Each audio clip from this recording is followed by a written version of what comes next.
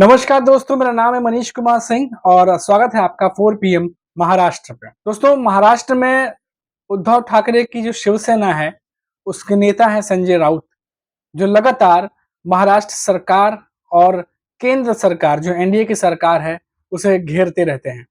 और अभी जो देश के प्रधानमंत्री नरेंद्र मोदी का दौरा हुआ रूस का, उसको लेकर के संजय राउत ने कई सारे बयान दिए हैं और साथ ही साथ महाराष्ट्र सरकार को भी वापस से एक बार घेरा है। क्या कहा है संजय राउत ने, चलिए आपको हम बताते हैं। संजय राउत जो है उद्धव ठाकरे गुट के बहुत बड़े नेता हैं और संजय राउत ने प्रधानमंत्री नरेंद्र मोदी को रूस के सर्वोच्च नागरिक पुरस्कार से सम्मानित किए जाने पर अपनी प्रतिक्रिया दी है। राउत ने कहा कि इसमें कौन सी बड़ी बात है या क्या बड़ी बात है, इसके पहले भी लोगों को सम्मान मिला है। पूर्व पीएम नेहरू और मनमोहन सिंह को भी सम्मान मिला है। पुतिन अपने देश के मालिक हैं, उनके सामने कोई जो है विपक्ष नहीं है, इसलिए वो कुछ भी कर सकते हैं। मुंबई के वर्ली हिट एंड रन मामले में मुंबई पुलिस ने 3 दिनों बाद आरोपी मिहिर को गिरफ्तार किया। आरोपी मिहिर की गिरफ्तारी पर उद्धव गुट के नेता और सांसद संजय राउत ने सवाल उठाए।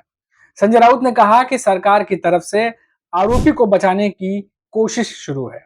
ये हिट एंड रन का साधारण मामला नहीं है, जैसे पुणे में हुआ वैसा ही मामला है।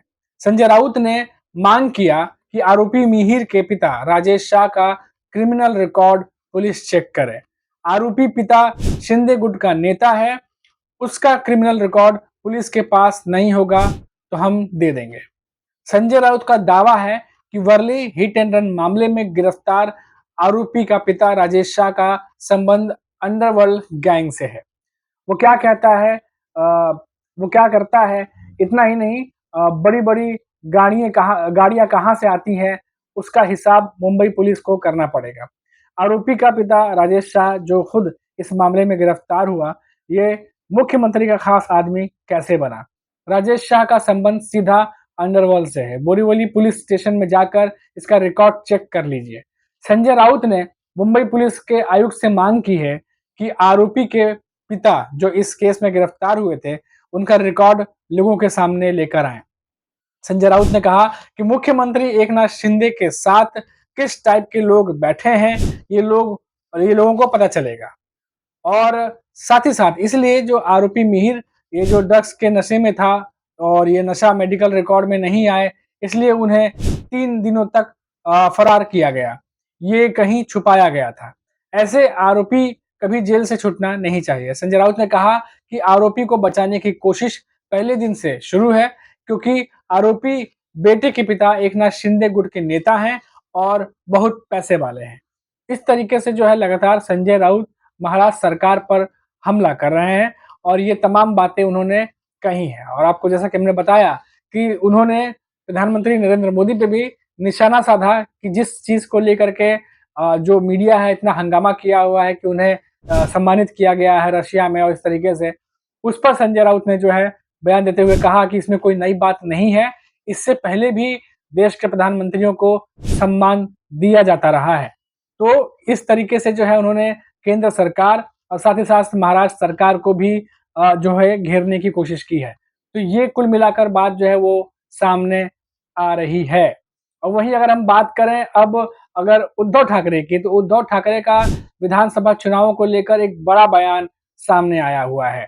और क्या कुछ कहा है उद्धव ठाकरे ने, यूपीटी के जो प्रमुख हैं उद्धव ठाकरे ने कहा है कि लोकसभा चुनाव में महाराष्ट्र ही नहीं पूरे देश को एक सच्चाई दिखाई है जो लोकसभा चुनाव का रिजल्ट आया। उन्होंने कहा कि लोकतंत्र पर खतरा मंडरा रहा था, संविधान पर खतरा मंडरा रहा था, तो संविधान के रक्षक के तौर पर शिवाजी महाराज का महाराष्ट्र सबसे आगे आया। हम लोग लगातार बोल रहे हैं कि महाराष्ट्र ने देश को दिशा दिखाई है। ये चुनाव देश के संविधान व लोकतंत्र के रक्षा का चुनाव था। अब जो लड़ाई होने वाली है वह गद्दारी और धोखेबाजी और लाचारी के विरुद्ध की गई लड़ाई होगी। महाराष्ट्र के अस्मिता के अस्तित्व की लड़ाई होगी। और पुणे के बारे में कहा कि ये क्रांतिकारी विचारों और पढ़े लिखे लोगों की जगह है, इसीलिए पुणे सत्ता बदलने का केंद्र होना चाहिए। ये बातें उद्धव ठाकरे ने पुणे के एक एमएनएस नेता वसंत मोरे के शिवसेना में शामिल होने के बाद मातोश्री में इकट्ठा हुए शिव सैनिकों को संबोधित करते हुए कही है। इस मौके पर पार्टी नेता संजय राउत भी मातोश्री में मौजूद थे। बता दें कि वसंत मोरे ने लोकसभा चुनाव से पहले महाराष्ट्र नवनिर्माण सेना यानी एमएनएस को छोड़कर पुणे से वंचित बहुजन आघाड़ी के उम्मीदवार के रूप में चुनाव में किस्मत आजमाई थी, लेकिन उन्हें सफलता हाथ नहीं लगी। इसके बाद वसंत मोरे ने विधानसभा चुनाव से पहले फिर से पाला बदल लिया और शिवसेना यूपीटी में शामिल हो गए। वसंत मोरे पहले शिवसेना में ही थे, लेकिन जब राज ठाकरे ने पार्टी छोड़ी तब वो उनके साथ आए। लोकसभा चुनाव के दौरान एमएनएस में दरकिनार महसूस कर रहे वसंत मोरे ने पार्टी छोड़ दी थी।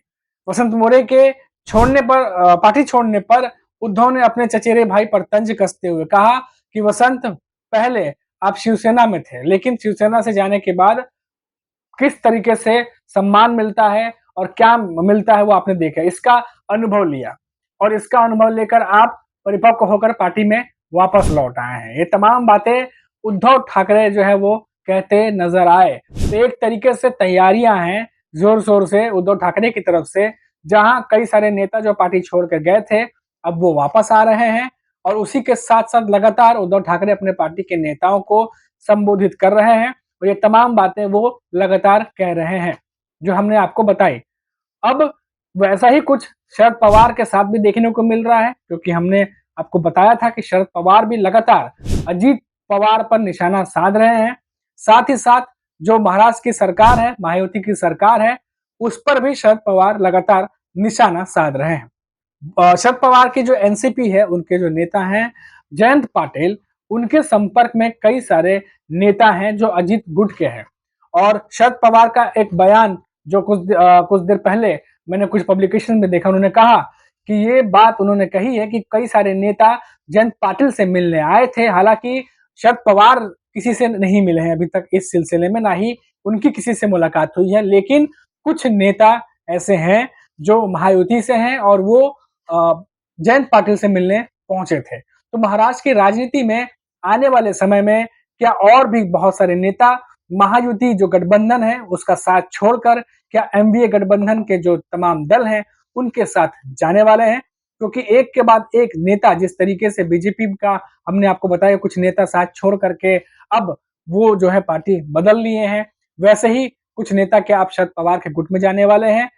ये अपने आप में एक बहुत बड़ा खबर है, क्योंकि लगातार नेताओं का दल बदलना अब महाराष्ट्र के राजनीति में शुरू हो चुका है और जैसे जैसे विधानसभा चुनाव नजदीक आएगा ये और ज्यादा तेज पकड़ेगा। अभी तो फिलहाल सिर्फ विधान परिषद चुनाव है और उसी के चलते इतना कुछ देखने को मिल रहा है और कहा जा रहा है कि जैसे जैसे दिन कटेंगे, जैसे जैसे विधानसभा नजदीक आएगा चुनाव, ये और भी ज्यादा तेजी पकड़ेगा, राजनीति में सरगर्मियां और ज्यादा बढ़ जाएंगी। अभी के लिए फिलहाल इतना ही, फिर लौटेंगे तो बात करेंगे महाराष्ट्र की किसी बड़ी खबर पर। तब तक के लिए मुझे इजाजत दीजिए। नमस्कार।